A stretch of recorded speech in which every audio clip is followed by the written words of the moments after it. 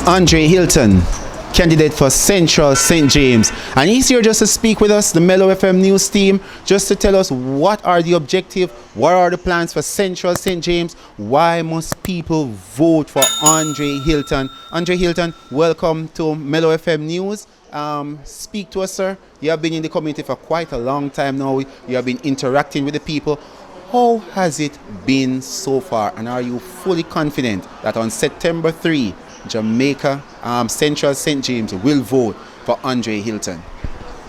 Thank you very much, and let me just say that Central St. James is very, very dear to me because I've operated my business in Central St. James for over 35 years, Andre's Auto. And as a businessman, I've always practiced giving back to the people. So my life is a life of giving, and politics is an extension of my life. So Central St. James, I'd like you to vote for Andre Hylton because I'm a man with a vision for the people, especially our young people. I'm an entrepreneur who knows what it is to start a business with $40 on a bicycle. I say, take what you have and make something of it. I'm also a person who understands the issues in the constituency, whether it be jobs, good jobs, road, water, or opportunities for our young people. I understand what those issues are. And I will be going to Parliament to represent those issues on your behalf. We have families who have lived in homes for many, many years, but don't have a title for those homes. We have young persons who would like to own a home. We have young persons who would like to own a home, but unfortunately the economy will not allow them. The People's National Party will be building over 170,000 homes in the next political year, so that we can ensure that you get an affordable home. So these are some of the reasons why I say to you, vote for Andre Hylton. I need your support so I'm able to use the office of Member of Parliament to represent your needs in the communities. We need Cornwall Court to be developed in terms of the inner roads, persons who have homes and leaving them, they are dilapidated, lots of bushes around, bad roads, as I've said before. We need to see proper development. And Cornwall Court has been dubbed the second largest city or housing scheme in Jamaica. Speak to the people of Cornwall Court at this time, because there are many of them. You have walked Cornwall Court. What have you seen, and what are the plans that you have for Cornwall Court, and how will you be able to address some of these issues? Well, Cornwall Courts, there are a few things that I have on my agenda for Cornwall Courts. One, and it's in the manifesto of the People's National Party, a police station will be constructed in Cornwall Courts. The next thing, Cornwall Courts have many off-roads that needs to be rehabilitated. We have a community center that is very basic. For a community like Cornwall Courts, you deserve a better community center. We plan to build a community center with a BPO facility, so there will be an earning potential for our young people in Cornwall Courts, but also there'll be modern facilities where the young people can feel comfortable in going out and, of course, participate and mingle with each other in the spirit of community. So yes, Cornwall Courts, there are many things that we have up in our plan for you. A lot of them also include our young people, who I believe needs opportunities, some for training, some for jobs, some for business opportunities. We've been talking to many of our youths, and I see so much future in these young people, especially in Cornwall Courts. And straight across the constituency. I mean, some other constituencies, our communities need roads, some need water. As simple as you take it in these modern times, there are some communities that people for months do not have water in their pipes. We say no, it's a basic necessity that this government, the People's National Party government, will ensure that it happens. The other communities that needs community center, yes? Other places that needs training, other areas that needs housing. Out of those houses that the PNP government will be building.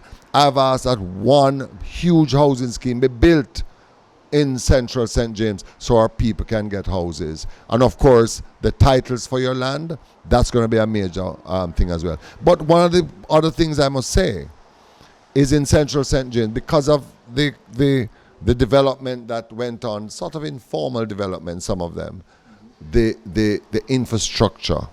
You know, we need proper drains, yes? We need sidewalks in some areas. We need proper electric infrastructure, yes? So that those missing infrastructure be once and for all be put in by the government so people can enjoy their communities much better. And the values of your land and homes will increase due to these developments. Okay. Politics is a very interesting thing, and one of the things I say to my people in Central St. James, that I understand what it is to be a member of parliament. I understand what it is to dedicate yourself to, on a Friday, you go and meet with your constituents. And you have to try and help your constituents as best as possible. I've made a commitment that each Friday at my office on Umber Avenue, I'll be there to answer your questions. I'll be there to help you with your needs. So therefore, my experience from Eastern St. Andrews is to say, if you deal with people, not necessarily colors, because I deal with all colors. I deal with people. When people are hungry, it has no JLP and PMP mark on it. When people needs opportunities, it has no JLP and PMP mark on it. I deal with the people, but I'll be there for you. I won't leave you. I'll be there to help you, and I'll be there to guide you, and I'll be there to be a good member of parliament at my office, in parliament, agitating on your behalf. How are the people receiving you so far? Are they receptive? What's the feedback like? Tell us. Well, I can only tell you about the love that I feel from the people of Central St. James. When I go to Megitop, or I go to Flower Hill, or I go to Cornwall Courts, or Rosemount Gardens, or Rose Heights, or Farm Heights, or Hart Street, or Gully, or Canterbury, the love is wonderful. And I feel at home. I feel that I'm dealing with my family. And so I ask you on Thursday, go out and vote early. We're going to make sure all the necessary precautions are in place for your safety during the COVID crisis. But come out early. And I say vote for the People's National Party, vote for Andre Hylton. Francis Tulloh is one of my mentors. And when people say to me, you remind me of Francis Tulloh, I feel elated because Francis was such a fantastic member of parliament. He drove out with me a few days ago, and people called me Little David, just like Francis. So I feel very elated because I love people, and I really am genuinely concerned about the development and growth of our people. So I ask you on Thursday, please support me. Go out early, put your X beside the head, vote for Andre Hylton, and I'll be there for you. Thank you. So tell us, what are some of the reasons why young people should go out and vote September 3, 2020? So young people should vote first and foremost because it is our constitutional right to vote, but also to ensure that we have a voice. So when you vote, that is you using your voice individually to add to the collective growth of the country. Also, when we vote, then we can make our petitions if it is that we don't see what should be happening. But if we don't vote, then we didn't contribute to it. It's also important for us to vote because when we vote, we can hold our leaders accountable both at the local level and nationally. And just ensure that you are represented. So when you vote, that is you representing not just yourself, but your community at large. You know, Jamaica have a history of being a die-hearted, persons who are die-hearted. They prefer one party than the other. And it doesn't matter what the policies are, they will just vote for this party because this is a party that they grew up seeing their parents voting for and stuff like that. Should that be the decision, or should that be the same sort of idea, so to speak, that young people should carry in this election, or should they vote on issues?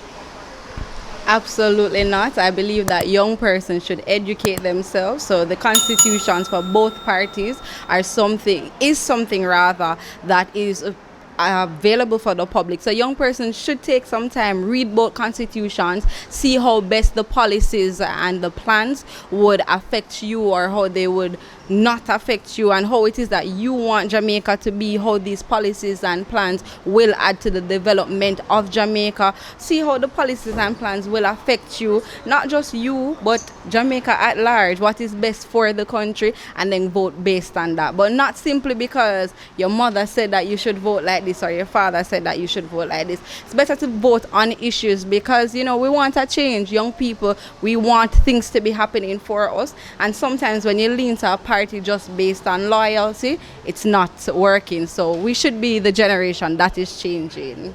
Tell us, have you read the manifestos? Have you looked at both PNP and JLP manifestos? I have read both of them, probably not in depth. Yes. They are quite hefty, but I do have a basic idea of what it is that both parties are bringing to the table. Okay, so can I ask you which one, so to speak, would you lean towards? Which one would have the better policies, based on your view? Unfortunately, I'm not going to share that. But I think both parties, they do have good ideas. Some of them are not very feasible, in my opinion. But I do like one thing, that rent to own policy. I would love to be renting a house and owning it in the future. That's something that young people, I think it's very important to young people. Home ownership is something that's very important to me, and I think I can speak for a few other young persons. So that's one thing that caught my eye.